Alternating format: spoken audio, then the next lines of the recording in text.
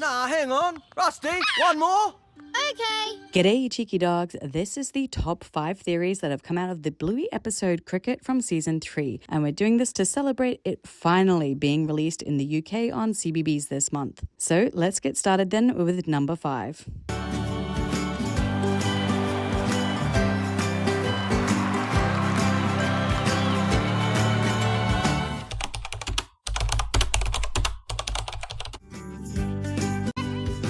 That's what cricket's about, kid.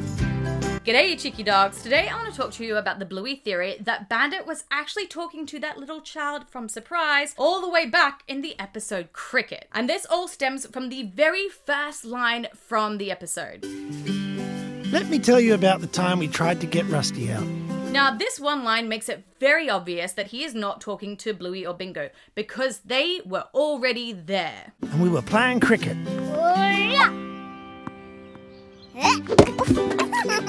Oh, out you go, Bingo. They already know Rusty. They already know what happened on this day and know Rusty's past. So, of course, it was always this question of who is Bandit talking to? And why is he also telling them this story about Rusty? Rusty would have played 50 more. What a shot. He just loved cricket. Now, the very end of the episode Cricket gives us the answer as to why. Why? Because Rusty became a famous Australian cricket player. We can tell based off the outfit that he's wearing, where he is like walking out in the Gabba. We can tell that he is basically an Australian cricket player and is obviously quite famous by this point too. So because we can surmise that it's about Rusty when he's older and has become famous, that means that Bluey, of course, as well, is also completely older and an adult as well. So then we would assume that Bandit is talking to someone who didn't know Rusty at all when he was a child. You'll never get Rusty out. I think I can handle it. Yeah, Rusty! 4 bits. See? Which cuts out basically a majority of the entire cast of Bluey, except for the little child at the very end of Surprise. Now, I have already done a theory on whose child this is, whether it's Bluey's or Bingo's. I personally, of course, do think that yes, it is Bluey's. But whether it is Bluey's or Bingo's doesn't matter. It's obviously Bandit and Chili's grandchild. And that's the important part, because with it being their grandchild, it makes sense that Bandit would be telling them a story. Because we know that Bandit does love telling stories. But Jingo says, no way, mate, I'm making nachos. So the wolf's like, I just want to talk to you about your electricity provider. And I think even like the last line from Bandit in the episode Cricket also holds up with this idea as well that it is Bluey's child that he's talking to, because he says to Bluey, you know, That's what cricket's about, kid.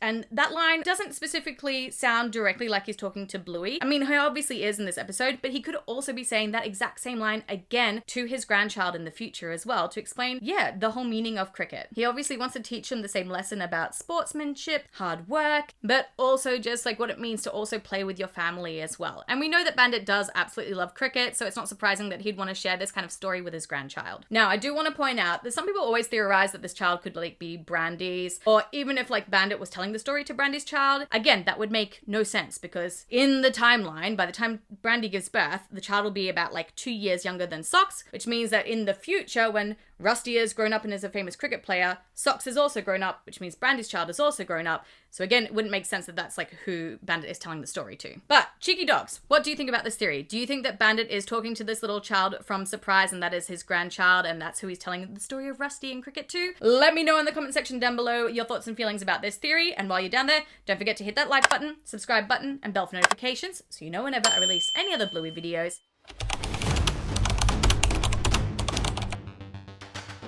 Just keep your eye on the ball and take care of your little sister for me. Love, Dad. Now, the main theory here is that his dad is actually in Afghanistan or Iraq, somewhere around that Middle East area. And we kind of have like 5 things backing this up. So the first one is that he says that where he is boiling hot. You thought Christmas up north was hot. You should try over here. It is boiling.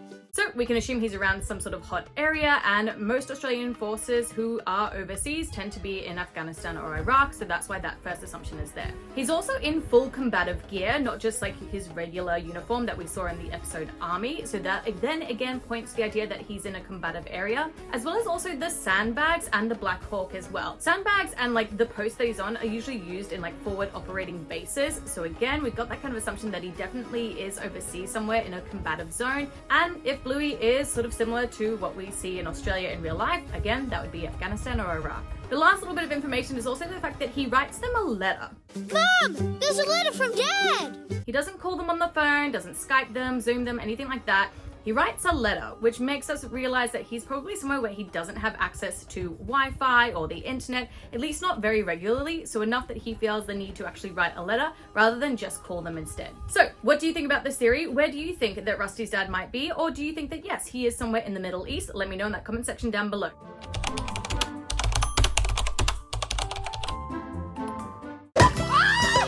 Uh-oh. Run! Hey, come back here! Hey, Rusty! His dad brought it back from patrol. Rusty's family all has actually really iconic names or really like Australian names, which is why I think that the names of his mum and dad would also be just as special. And Digger, you thought Christmas up north was hot. You should try over here. It is boiling. I've already done like a breakdown before of all the kids' names in like previous videos, so I'll link like my Rusty videos up here, but I'll do a very quick rebrief. Rusty is named Rusty after Joe Brumm, the creator of Bluey's own dog. The show was initially going to be about Rusty, and a fun fact is that red kelpies have had the nickname Bluey in the past as well, so it's kind of like a fun little connection there. Yeah, Rusty! Dusty is named after another famous red kelpie from a book called Dusty. Rusty's older brother Digger is of course a nickname for an Australian soldier, which links Digger with his dad who's in the army, and just a perfect little reference there. I think that also is key for Rusty's dad's name as well, and I'll get to that.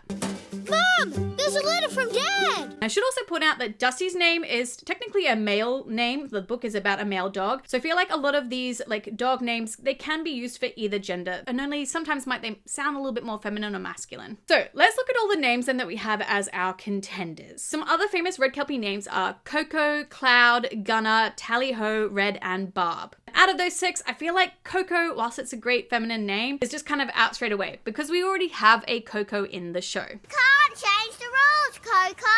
Why not? If you didn't know, Coco is the name of the dog actor that played Red Dog in the famous movie Red Dog. And of course, we're going to talk about Red Dog because he's probably the most famous Australian red kelpie.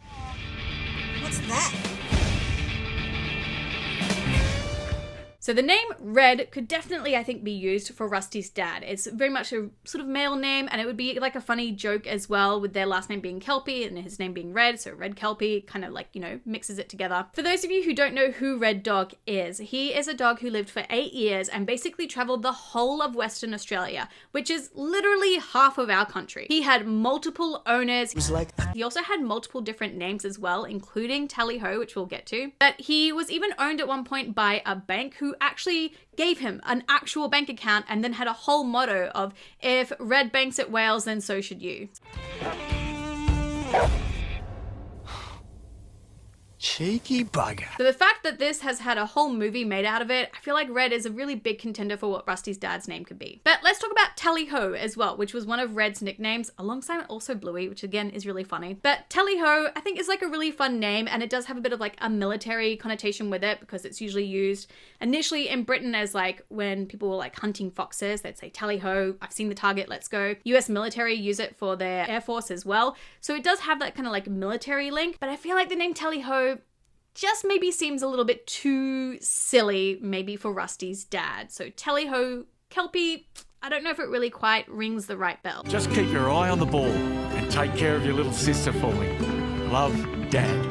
Which then leaves us with my last choice, which is my number 1 choice for Rusty's dad name, and that is Gunner. Now, Gunner was a famous Kelpie back in 1941 and was associated with the military. This dog called Gunner, he would actually alert the Australian soldiers when he could hear the enemy aircraft approaching Darwin during World War II. He was an official member of the RAAF, and he was called Gunner because of that rank, which in other countries would be like the rank of private. But he was officially instated into it. He was a full-on military dog. He was found by people there. He had a broken leg. They like nursed him back to health, and then he helped them out. He was hanging out with them all the time. So he had this really big link with the Australian military during World War II. So again, of course, with Rusty's dad being in the army, I feel like that's a really beautiful link again together of maybe his dad could be called Gunner. Rusty, Dad's letter has a PS for you. Can you read it? This Tiny sounds like he's got some pace on him. He does. I wish I could be there to Bowl bowl a few at you, but I can't right now, mate. So that then leads us onto Rusty's mum. And so her options again were Coco, Cloud, or Barb. Coco, we've already ruled out, of course, but we also have Barb. And Barb, I think, I know, it could kind of work. It's a very Aussie nickname for Barbara. The name Barb actually comes again from one of the earliest Kelpies in Australia. So it was back in the 1800s. And this dog was called Barb after the famous Australian horse called the Barb, who had won the Melbourne Cup that year. The only thing against this though is the fact that Barb the Kelpie was a black Kelpie, not a red Kelpie like how we see Rusty's whole family. So that could be the only thing that really kind of says that maybe her name's not Barb, which then leads into the option of maybe her name is Cloud, which I love, and it is my number one pick. It's got a real kind of feminine sound to it, and Red Cloud Kelpies was the sort of really popular name to call Kelpies that had a little fluffy white patch on their chest. And again, they were very specific to red Kelpies, not black ones or blue ones. And the name Red Cloud came really popular in the late 1800s, early 1900s by a man called John Quinn, who bred a lot of Kelpies and was quite famous for it in Australia. The name also became really popular again in the 1960s around Western Australia, and a lot of people called their red Kelpies Cloud or Red Cloud. And considering that Rusty's mum also has a little patch on her chest, I mean, the whole family does, but she's got a little cloudish looking patch, perhaps that means then that her name is Cloud. So Cloud and Gunner were my two picks for Rusty's mum and dad's name, but let me know in that comment section down below. What name do you think that they have? Do you think it could be Coco, Gunner, Tally Ho, Barb, Red? Whatever ideas you have, let me know in that comment section down below.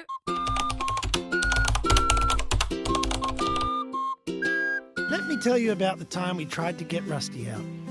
It was some kid's birthday. I don't remember who. Now, this is a question that's kind of been bugging on my mind because we have such a mix of characters at the park there. So I kind of decided that I was going to try and figure it out. Ooh, this is tough.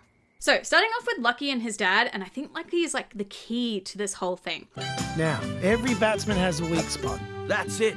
Time for a pace attack. Now, with it just being the two of them and not his little brother Chucky or his mum Janelle, I feel like we can kind of just rule out that it's his birthday. I'm putting my foot down, Janelle. We're raising a nation of squibs. However, we have seen Lucky's dad pop up with just one child at other birthday parties as well, which we saw in the episode Pass the Parcel. So I feel like that kind of helps us realize when it is and isn't a child's birthday, because sometimes just a single parent will be there for it. They're not my rules. The next one then is Rusty, Dusty, and Rusty's mum. So that means, of course, then we are missing Digger and his dad. And sure, his dad might be away on deployment because he's in the army, so that would make sense.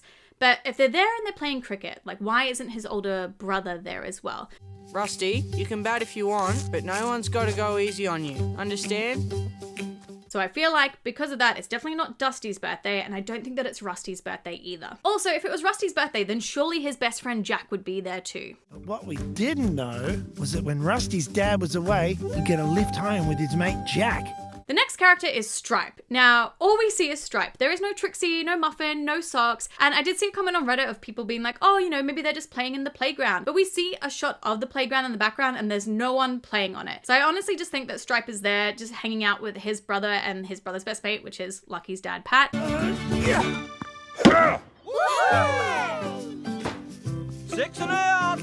Oh, man. I think he's just there to have some fun with them. We also know that Muffin's already had her birthday. Again, we saw that in the episode Pass the Parcel. And I feel like if it was Sock's birthday, then it would not be at a park where they're playing cricket because Socks is so little and it would have more of her friends. So, we can rule all that out. And we were playing cricket.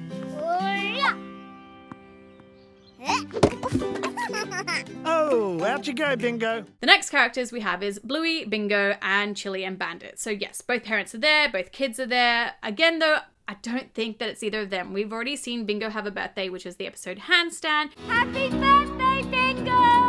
Oh wait, where's Bingo? Oh, you got it! Bingo! Bingo!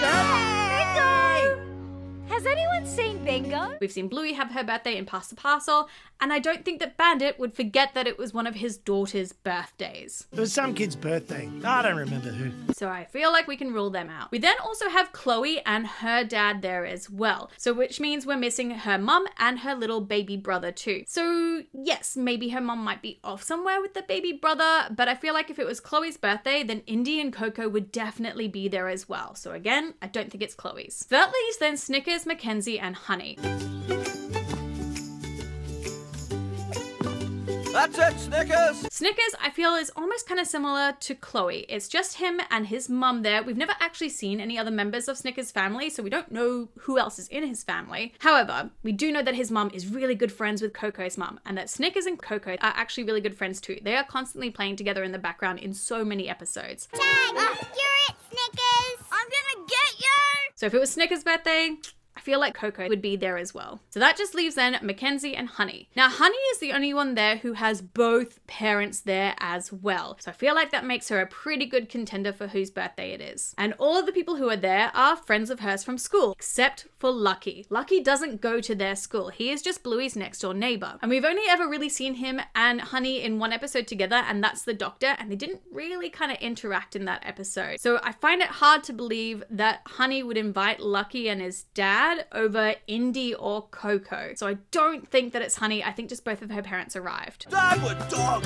Lunchtime! Which then leaves us with Mackenzie and his mum. So which means we're missing his dad. We know that Mackenzie doesn't have any other brothers or sisters that they've mentioned or ever shown. But maybe his dad is just like off somewhere grabbing some food from around the corner or something like that. Curry swap! Woo! I feel like again that this makes sense. Mackenzie is friends with everyone here at school, and he's also friends with Lucky. They both love to play sports, and we have seen them both together in the episode Bumpy and the Wise Old Wolfhound. The end. See you later, He's got butt perms! We also know that Mackenzie is very sporty, that he loves to play sports, so of course that could be why they're at the cricket field, because he wants to play cricket as well. And the only person who's like kind of really missing would be Jack, but we haven't really seen Mackenzie and Jack interact a whole lot, really just in the episode space, so maybe I could understand why Jack isn't there then. But cheeky dogs, let me know in that comment section down below, whose birthday do you think it was? Do you think it was Mackenzie's, or do you think that maybe it was Honey's, and on the off chance she just happens to be friends with Lucky? I'd love to know all your thoughts down there.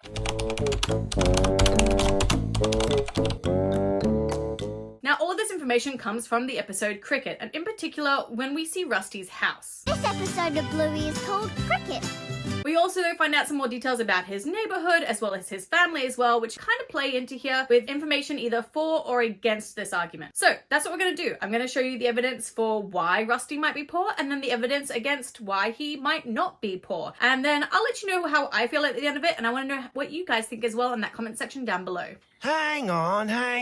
So let's start off with not just Rusty's house, but also his bio on the official Bluey webpage as well. So on this, you can see that he's meant to be from the bush, but as we see in the episode Cricket, that's not the case. He doesn't live in the bush at all. He actually lives pretty much in the middle of Brisbane. And we know this from the person who actually animated Rusty's house, and that is Alice Walsh, one of the animators on Bluey. Now, she put up a lot of information on both Instagram and Twitter about the inspiration for the house, how it is a fibro shack and not a Queenslander or brick-style house like Bluey's or Mackenzie's. And she also let us know that it's around the Enoggera area, which makes sense because that's around where the Brisbane Army barracks are as well, and we know of course that Rusty's dad is in the army. So it looks like they're not out bush, but instead in the middle of the city. And this idea of like a fibro shack house is really interesting because these are called post-war homes in Brisbane. They're typically only 2-bedroom, 1-bathroom, and they were specifically built after the 1940s and World War II to be cheap housing to help with the housing crisis at the time. We're gonna come back to the housing crisis in Australia as well in a second. But the whole idea of it is that they're made really cheaply. They're small houses on a big plot of land, which is exactly what we see with Rusty's house. Small house, big plot of land, enough room for him to play cricket, but not a fancy kind of home or anything like that. We also see that Rusty and his older brother Digger share a bedroom, which again would make sense if it's only a 2-bedroom, possibly 3-bedroom home max. The boys of course would then have to share a bedroom, and they're in bunk beds as well, which is I think just like a really cute extra fact in the show that they're in bunk beds, but it does suggest that, yeah, Rusty has to share with his brother for a reason. But we didn't know about Rusty's kitchen.